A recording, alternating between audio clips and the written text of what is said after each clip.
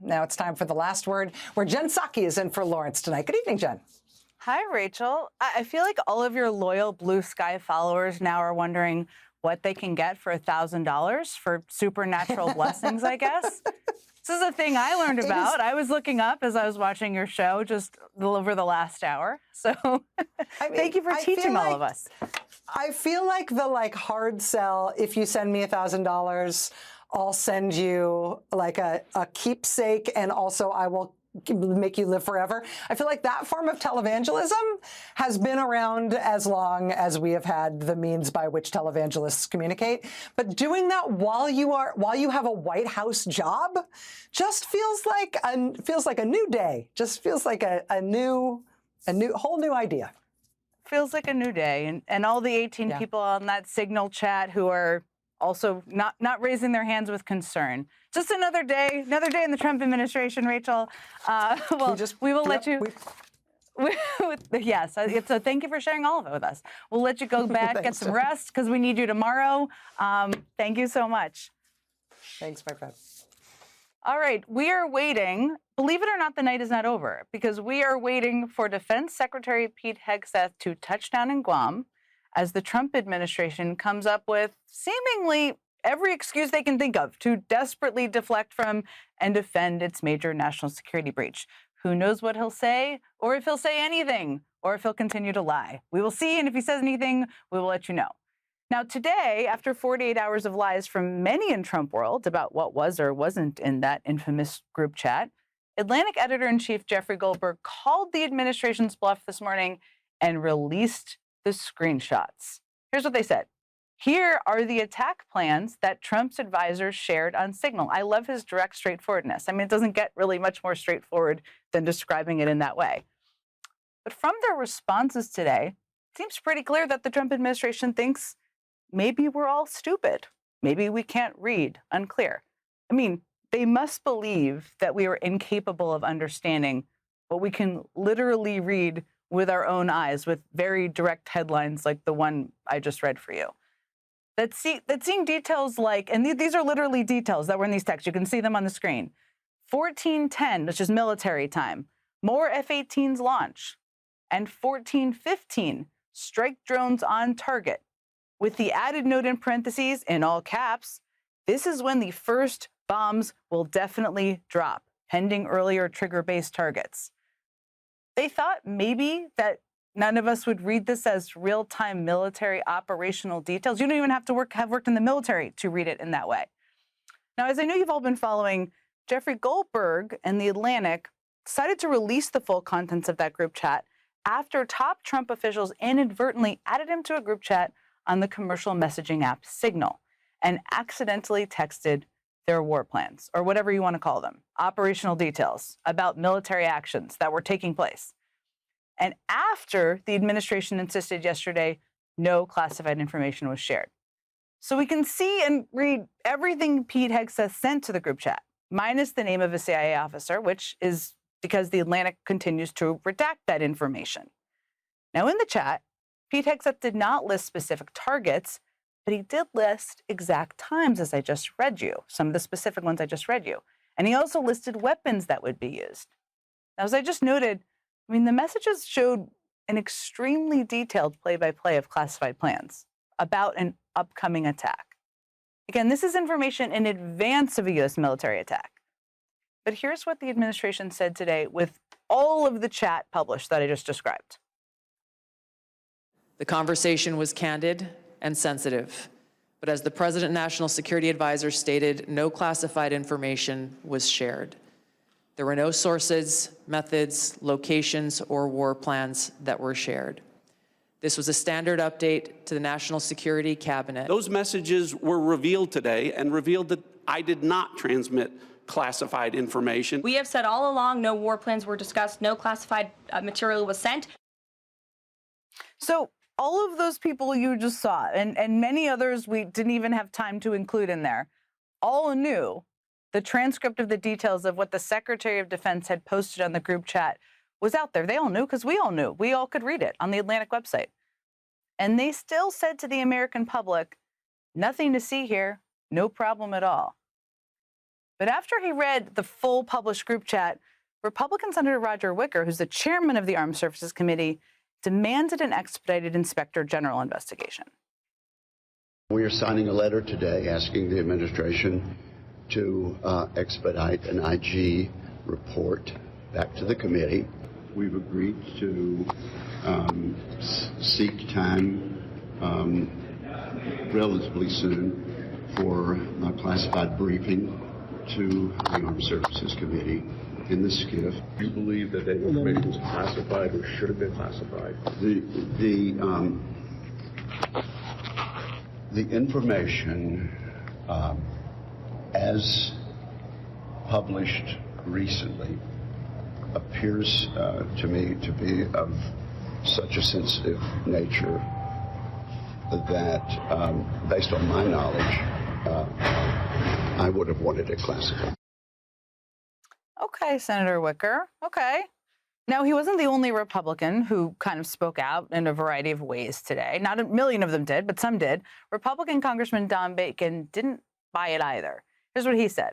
The White House is in denial that this was not classified or sensitive data. They should just own up to it and preserve credibility. Okay. And what does the commander-in-chief have to say after the full group chat was published for all of us to see? Do you still believe nothing classified was shared? Well, that's what I've heard. I don't know. I'm not sure. You'll have to ask the various people involved. I really don't know. So that was Donald Trump in the Oval Office at 5 p.m. today, which is many hours after this was published. He doesn't seem sure about material all of us read again in The Atlantic around 8 a.m. this morning. But maybe Trump didn't read it at all. Mike Waltz, I guess he said he claimed responsibility, I would imagine. Had nothing to do with anyone else. It was Mike, I guess. I don't know. I was told it was Mike. Mike did. He took responsibility for it. Hegseth is doing a great job. He had nothing to do with this. Hegseth. How do you bring Hegseth into it? He had nothing to do. I mean, Hegseth had nothing to do with this? Hegseth had nothing to do with this. I mean, what? So what is Trump interested in investigating? Well, it's not. I don't think this is going to surprise any of you why 18 members of his senior team, including his top national security officials, were on a Signal chat discussing sensitive information about military operations. He's interested in investigating, of course, the Signal app. Want to find if there's any mistake or if a Signal doesn't work. It could be that Signal is not very good. You know, it's a company. Maybe it's not very good. I think we'd rather know about it now. I don't know that Signal works. I think Signal could be defective, to be honest with you. There may be a problem with the platform. And if there's a problem with the platform, nobody should use it. You know, they could have a basic problem. So what's that all about? I mean, the Trump administration, Donald Trump sitting right there, wants all of you to think that the core question here is why and how Jeffrey Goldberg, the editor of The Atlantic, got on the Signal chain. That the platform is defective, and somehow he was added to the chat by a technical mistake of sorts. That's part of their argument. Now, just to set the record straight here, the only way he could have made his way, that's Jeffrey Goldberg, onto the Signal chat, was for the organizer of it, Mike Waltz, to add him manually. On Signal, many of you may have it, I've had it, you have to add each and every single member of a new group yourself manually to send to the group. So no matter how many technical minds Elon Musk or anyone else can whip up, Waltz seems to be, that's what he's looking for, that's what he's talking about. The answer is already knowable on that.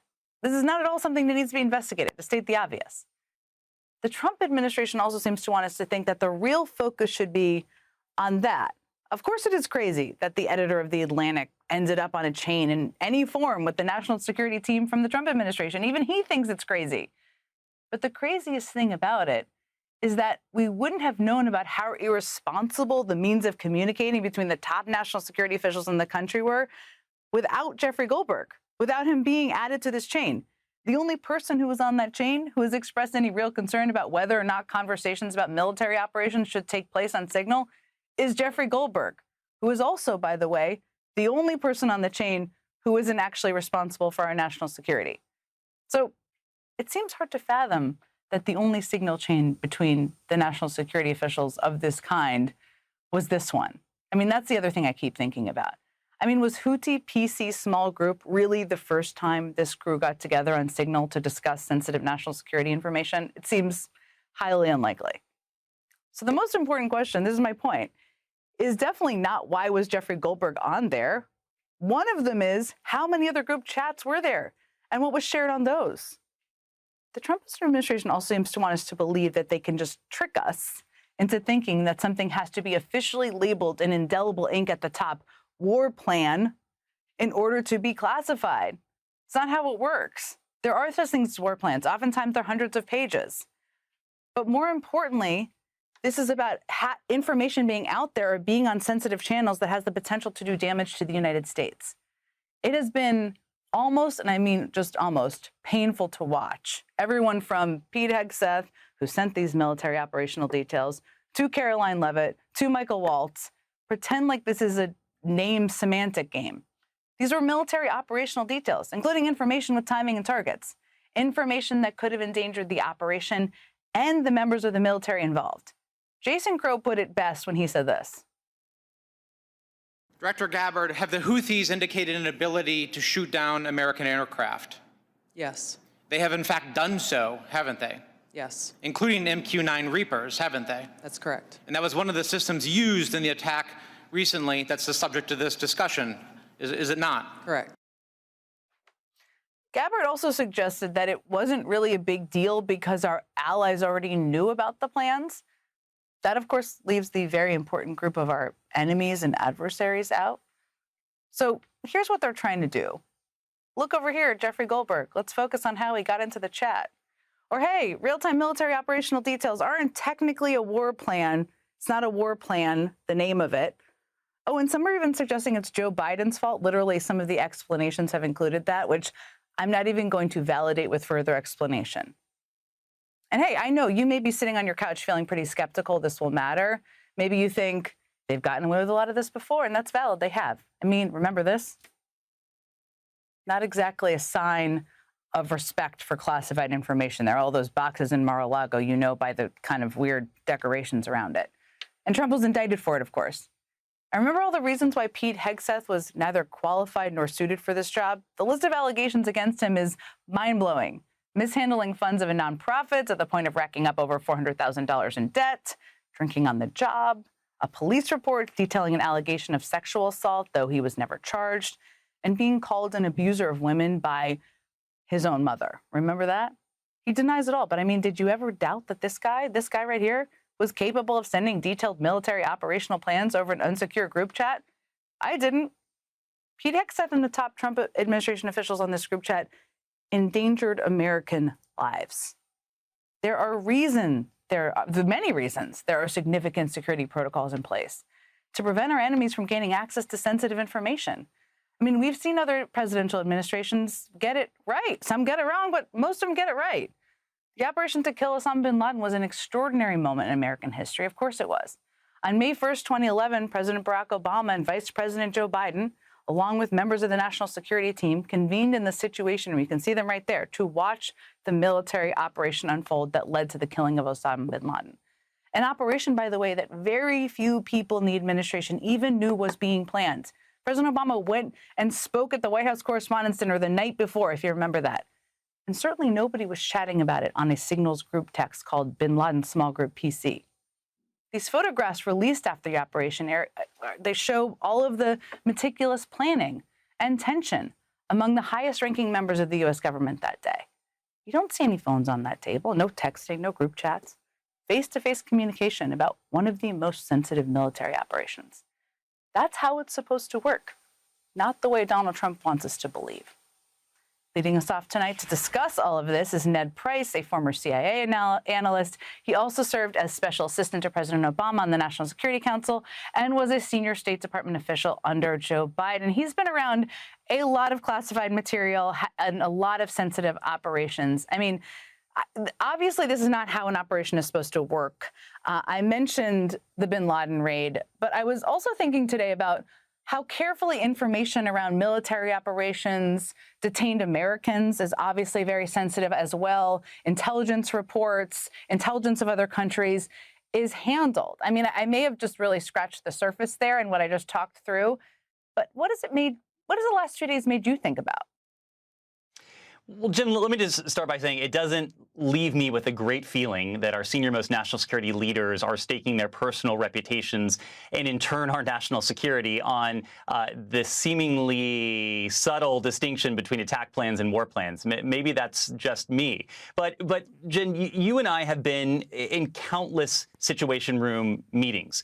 We have been in the Situation Room across both the Biden administration and the Obama administration. You and I actually have been together for countless hours in the Situation Room, discussing issues as wide-ranging as Iran, Cuba, Russia, China, and yes, Yemen and the Houthis. And to your point, there is a very good reason why all of these meetings, almost by definition, take place within the Situation Room. It is probably the most secure confines of the U.S. government. It's deep within the West Wing. It's a windowless bunker that is physically guarded by the U.S. Secret Service. It is the technical countermeasures are designed by the CIA and the Department of Defense to prevent foreign intelligence services from being able to eavesdrop or intercept those conversations. It's routinely swept for bugs after every single discussion. And if you just happen to accidentally have your phone on you or your Apple Watch on you, you're not going to get a signal for all these and many more reasons.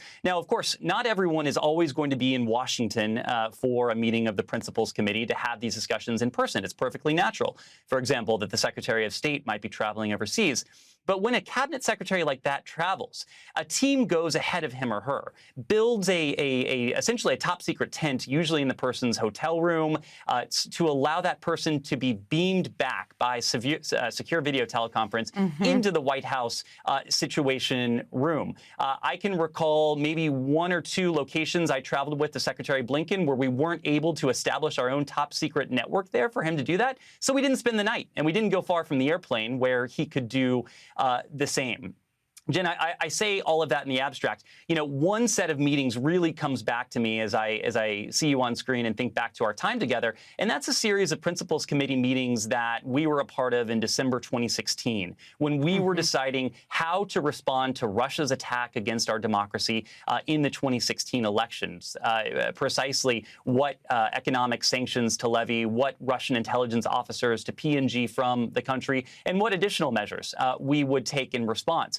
Of course, we had those discussions in the Situation Room because that was a normal course of things. But to put it bluntly, we didn't want the Russians to know what we were going to do before we did it so that they weren't able to blunt the effectiveness of our response. It's precisely the same dynamic with this military information vis-a-vis Yemen and the Houthis.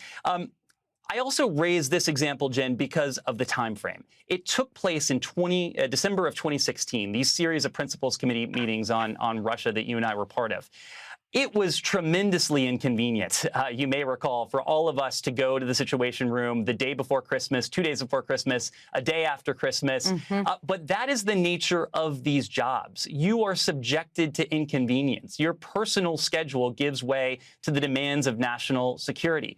Among the many things that are so frustrating and mind-blowing about this episode is, yes, these guys were careless. They were reckless. They were incompetent. But they were also just downright lazy. Rather than travel down the hallway to the Situation Room or beam in from a tent that had been set up by a team of experts, they chose to use their phones, maybe even their personal cell phones that were on their persons. Jen, our national security and convenience often work at cross purposes. These guys chose convenience over our national security. No question. It is very easy. Any principal can say to a staffer, hey, I need to make a secure call. Let me ask you about something else I've been thinking about over the last 2 days. I can't believe it's only been 2 days. I mean, you and I have dealt with the semantics of bureaucratic talking points before. It's not a coup in Egypt because we were declining to call it a coup comes to mind. That's a long history. I recall. Yes. But this is not a war plan, seems to be their argument, which is ludicrous. I mean, a war plan, there are such things as war plans. It was shorthanded in that manner. The point is, these were attack plans, operational details, real-time ones. I feel like the semantics of that, people need to understand why that's such an absurd argument. And we've made some absurd arguments, not as absurd as this one, though. Yeah, Jen, again, it didn't instill confidence in me that this is their argument, and neither did it instill confidence in me when this first came out. They tried pointing to, I think they called it the robust policy discussion that took place over Signal as a testament to the care with which these individuals are handling our national security. Neither is a credible argument, but on the classification argument, look, classification can sometimes be more art than science.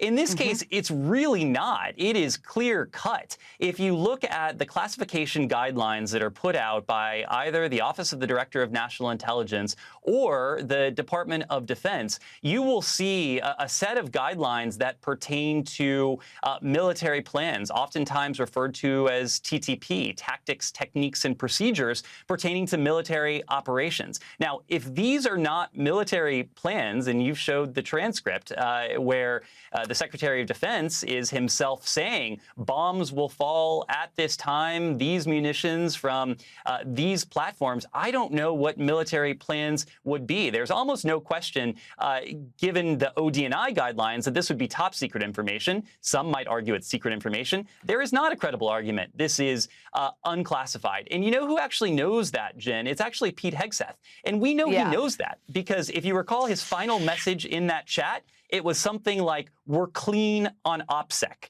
Why do you need operational security if you're just having a candid, unclassified discussion with friends? Good question. They keep coming up. I want to bring in Mark Zaid, who's a national security attorney who deals with cases involving security clearances. He's also the co-founder of Whistleblower Aid, a nonprofit legal organization that helps public and private sector workers report and expose wrongdoing. I mean, Mark, let me just ask you the clear first question everybody's asking. You've seen it. Does it look like classified information to you? The 35 years that I have litigated to declassify information from the U.S. government, this is pretty standard classified information, given the people who were discussing it. And, Ned was using the term military plans. I mean, look, that's right there in the executive order that you guys probably helped work on for President Obama, 13526 in 2009. It says right there in section 1.4, military plans, weapon systems, or operations. I mean, you couldn't have been clearer. I love that you know the number there, Mark. It means we know we have the right guy to talk to about this.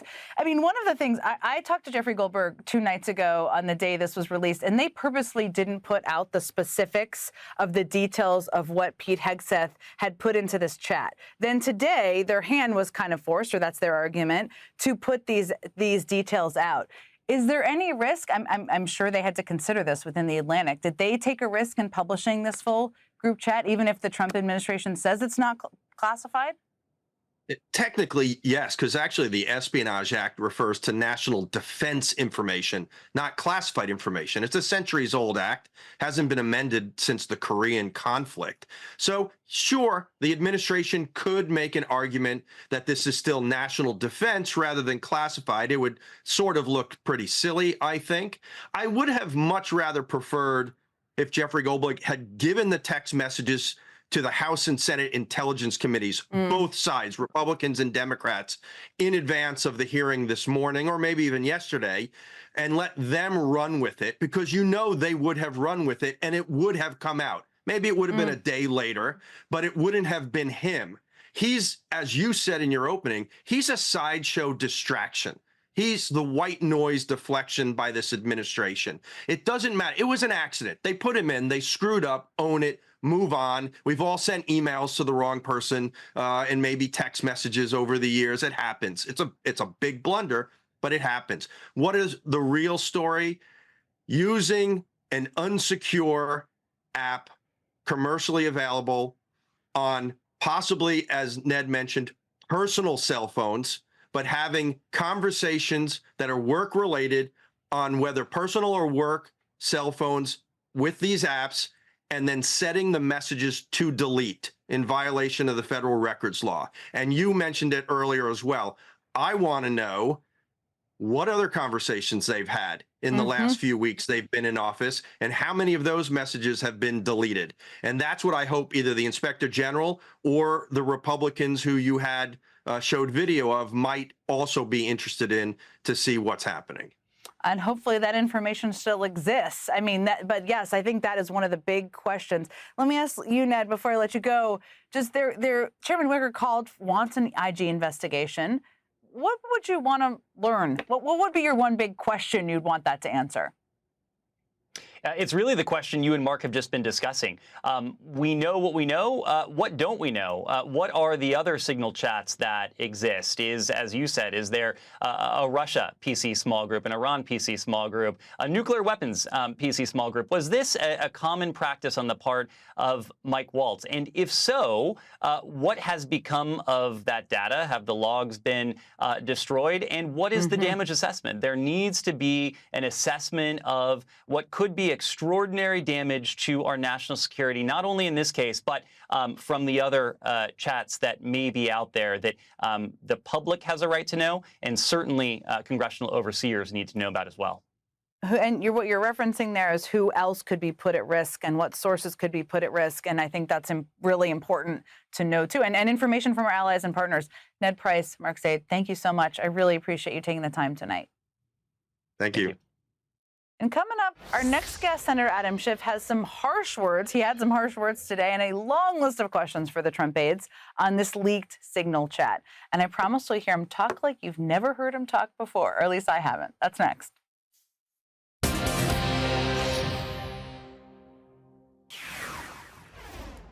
Here's something you definitely don't hear a senator say every day. So tonight I want to talk about Signalgate and what a colossal up this is in terms of our national security. Yeah, we bleeped it, but he said it. I'm pretty sure you know what he said out there. I mean, remember, as a congressman, Adam Schiff was the chairman of the House Intelligence Committee. He was the lead impeachment manager during Donald Trump's first impeachment hearing. And in all that time, and I could be wrong here, check me if I'm wrong, I don't think I have heard him use the F word in public to describe how colossal of a screw-up something was. But he knows all too well how our nation's most sensitive communications should be handled and how they shouldn't. I used to serve as the chairman of the House Intelligence Committee. When I traveled overseas, first of all, I didn't bring my personal electronics with me. I brought a burner phone. And even then, I was told, don't email, don't text anything of national security importance or significance. Certainly never text anything anywhere that's classified. Now, that specific point he just made was seemingly aimed at Trump's director of national intelligence, Tulsi Gabbard, and Stephen Witkoff, who is Trump's decades-long friend turned special envoy.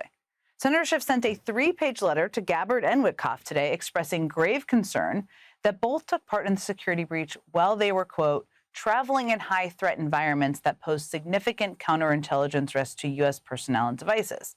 Now, in particular, Schiff noted this. Director Gabbard was on a multi-nation tour, including visits to Japan, Thailand, and India during the time frame at issue. And Mr. Witkoff was in Russia when National Security Advisor Waltz established the messaging group. Mr. Witkoff reportedly arrived in Russia on March 13th at noon local time and was added to this group chat around 12 hours later. Reporting indicates that Mr. Witkoff met with Russian President Putin until 1:30 a.m. local time and left Moscow after the meeting. This means that Mr. Witkoff appeared to be receiving sensitive national intelligence information while in Moscow, and based on this timeline, may have been in direct meetings with the Kremlin when some of the messages were exchanged. That's all from Schiff's letter. Now, Witkoff says he didn't have his personal phone with him, just, quote, a secure phone provided by the government for special circumstances. Now, was that a burner phone? Was his phone with signal left on the plane? And again, what other signal chains were there between high-level national security officials? Those are some of my questions. But more importantly, Senator Schiff has some questions, too. And he's demanding answers to 12 detailed questions from both Gabbard and Witkoff by Monday. It isn't also just Democrats who are worried. The New York Times notes that Republican Congressman Brian Fitzpatrick of Pennsylvania plans to send an inquiry to Gabbard's office. Plus, Republican Senator Roger Wicker of Mississippi, who leads the Senate Armed Services Committee, said, quote, definitely will be looking into this. At least 4 other Republican senators have voiced their concerns, too, including 3 members of the Senate Intelligence Committee, Mike Rounds, Jerry Moran, and Texas Senator John Cornyn, who had this to say, quote, sounds like a huge screw-up. I mean, is there any other way to describe it? I don't think you should use Signal for classified information. True. Now, Republican senators had to accept a lot to help Hegseth squeak through confirmation, which is important to remember in this moment. Because today, after just 60 days on the job, Hegseth is facing a massive scandal that's only getting worse the more the Trump team distracts, and seems to be lying about what happened. All while a growing number of Democrats are openly calling for his resignation. Joining me now is California Democratic Senator Adam Schiff, a member of the Senate Judiciary Committee and a former member of the House Intelligence Committee, who used the word we bleeped for good reason. Senator, we spoke about this Signal group chat 2 nights ago, and at that time, none of us had seen, the public had not seen, you nor I had seen what was exactly in the thread of information that Secretary Hegseth had provided. Now it was published in the Atlantic this morning. I thought it was pretty stunning. What did you think when you read that level of detail? Well, first of all, as for my use of an obscenity, I'm running out of adjectives and expletives over the last couple months. But what really leapt out at me when I looked at the transcript of this was the specificity with regards to one of the targets, and that was someone described as their top missile guy. But he was apparently struck while in his girlfriend's building. Now, the problem with this being disclosed, the problem with discussing this kind of thing on an unsecured device, on a commercial app, is that what the Houthis are going to do now is they're going to essentially try to reverse engineer. They're going to try to figure out, how did they know where he was? Was his electronics communicated? Was his girlfriend's electronics communicated, compromised? Was there a personal source? Was the girlfriend the source? Was a friend of the girlfriend's the source? They're going to try to identify our sources and methods. And this is why this is not only classified, but would be considered top secret classified, because it could reveal sources and methods, which means not only did they put potentially pilots at risk, as you've outlined, not only did they put the success of the mission at risk, but they also potentially compromise future missions. Because if the Houthis can now identify, was this a human source? Was this a technical source? They can switch their tradecraft. They can kill a human source. They can do away with an electronic source. So it has far-reaching implications. And what was so notable to me also about this is just the complete deflection of responsibility from the very top down. You've got Donald Trump saying, oh, it wasn't me. I don't know anything about this. Well, why should I only know anything about this? I'm only the commander-in-chief. Why are you bringing Hegseth into this? And Hegseth is saying, there were no war plans. And you've got Tulsi Gabbard saying, was I on this text chat? And then later, I have no idea where I was during these conversations. I could have been in any country. You've got Radcliffe, the head of the CIA, saying, I didn't transmit classified information. No, somebody else did. I'm only the CIA director. What responsibility do I have over classified information? So it's what happens when you put people who are completely unqualified, disqualified in these positions. You're going to get colossal F-ups like this one. No doubt. I mean, we could have seen a lot of this coming. You called a lot of versions of this could be coming. So I referenced in the introduction here, you sent this list of questions over. Specifically, it sounds like to Tulsi Gabbard and Stephen Witkoff. What question do you most want answered from them? Well, I think it's really the question that you asked, which is, this is not the first time that they've been using a commercial app for completely inappropriate discussions. It just can't be. There is an acceptance by everybody on that chat of the normalcy of what they're doing. And I can't imagine that this was because it was the first time that they're invited to this Houthi private chat. So this has been done before. And to me, more important than the records keeping issue, the legality of that, which is important, is what else may have been compromised now.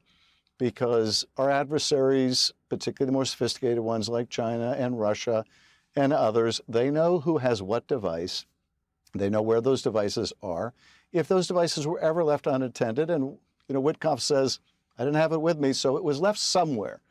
If they get access to that device, they now have access to that chat. And so what else has been compromised? And frankly, anything they discussed on these devices now has to be presumed to have been compromised. So not only should the Congress find out, but the intelligence community is going to have a need to know, if they're doing their jobs, what else were they talking about? We have to assume it's compromised. We have to assume that these sources may have been burned. We have to take measures to protect any human sources now. This is the kind of now back work that will be done in the IC, if they're doing it at all. But, you know, the deflection responsibility suggests also to us they're not going to do all this work. There's an arrogance here mixed in with the incompetence, which is dangerous. I mean, it's also impossible, just to echo what you just said, to do a damage assessment of who's at risk and what operations are at risk and what sources are at risk without knowing what other signal chains there were and what the topics were discussed. Senator Adam Schiff, I always enjoy talking to you. Thank you so much. I really appreciate you making the time tonight. Thank you. And coming up, with any other president, accountability would matter. I mean, but this is the Trump White House, and Trump fought and pressured Republicans to get Pete Hegseth, a former Fox Weekend host, confirmed to be the Secretary of Defense. So what happens now? Former Navy helicopter pilot Congresswoman Mickey Sherrill will join us next.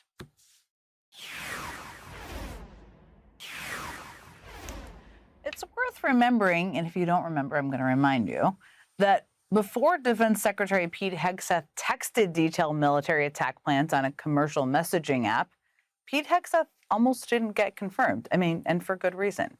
Now, just as a point of comparison, group chat participant Marco Rubio, otherwise known as MAR in signal circles, got 99 votes for his confirmation. 99.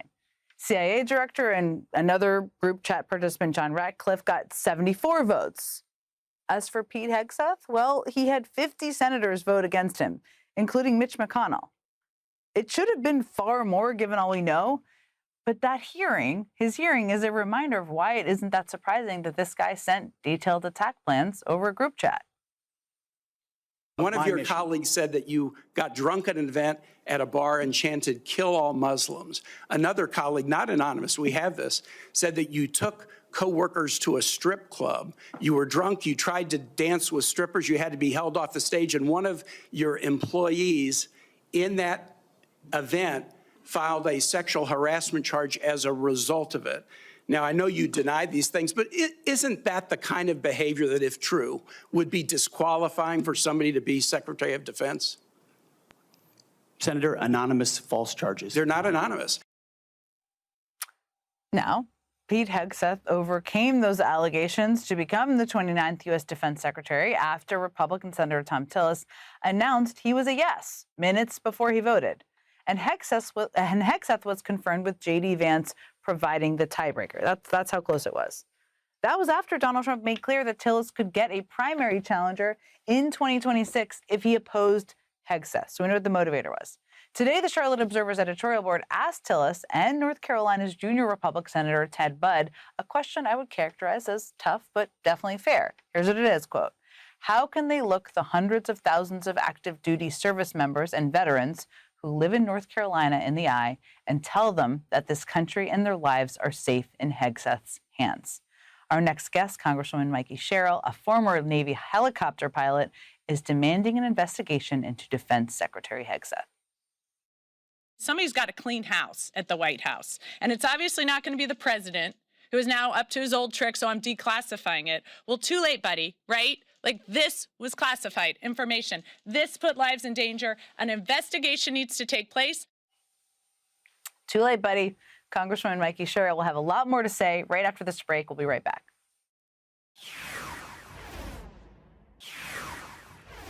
As we've all heard for years, loose lips sink ships.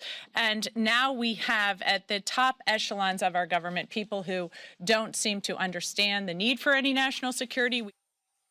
Joining me now is Congresswoman Mickey Sherrill of New Jersey, who you just saw there in that video. She's a member of the House Armed Services Committee and a former helicopter pilot in the U.S. Navy. It's great to see you. I mean, as you said very clearly, this puts lives in danger. And I think that's so important for people to understand, because you hear the Trump administration saying, no one was hurt here. It happened. It was successful.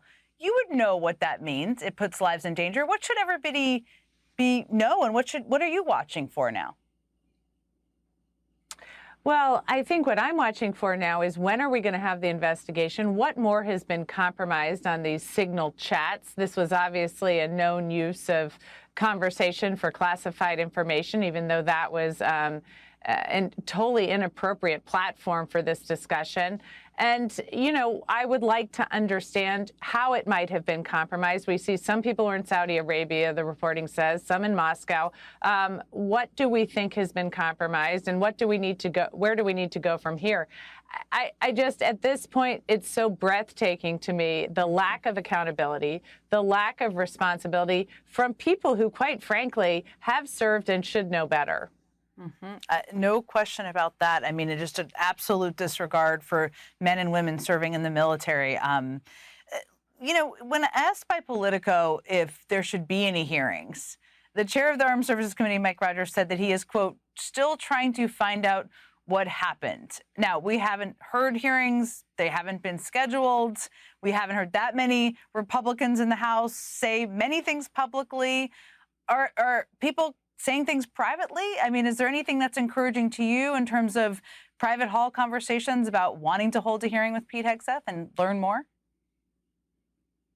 Well, I think I'm a little more encouraged by what the chair of the Senate Armed Services Committee has said, and I don't usually say that about the Senate as a member of the House, but the fact that he understands that they need to investigate this gives me some hope. I'm really disappointed that the House has not followed suit at this time. I was pleased to see that Hakeem Jeffries weighed in saying, you know, Pete Hegseth has got to step down. He was, I thought, not competent and not somebody that should have been appointed to this position in the first place, and we've certainly seen now that he cannot handle the job and has actually, you know, engaged in conduct that would have gotten a junior enlisted person or junior officer really probably kicked out of the military on an other than honorable discharge or dishonorable discharge, and possibly even serving time. So this is not something that is appropriate, and certainly not setting an example for the men and women in uniform.